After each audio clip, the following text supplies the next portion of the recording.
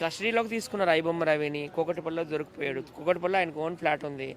అది అమ్ముకోవడానికని వచ్చినప్పుడు వాళ్ళ భార్య సహాయంతోనో బంధువుల సహాయంతోనో పోలీసుల చేతికి చిక్కాడు.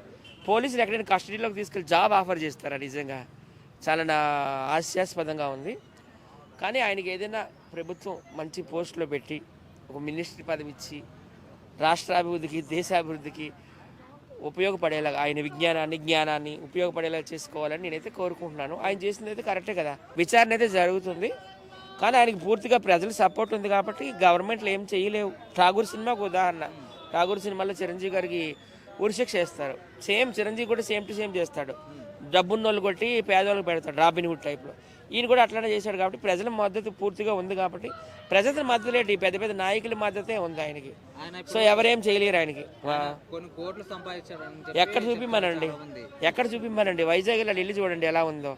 కూకట్పల్లి ఆయన ఫ్లాట్ ఇల్లు చూడమండి. ఒక సామాన్య మధ్యతరగతి కుటుంబంలో ఉన్న వాళ్ళు ఎట్లాగే జీవిస్తున్నారో ఆయన కూడా అట్లానే జీవిస్తున్నాడు కాబట్టి ఆయనకి శిక్ష పడదు. ఆయన ఏం ఆస్తులు సంపాదించుకోలేదు.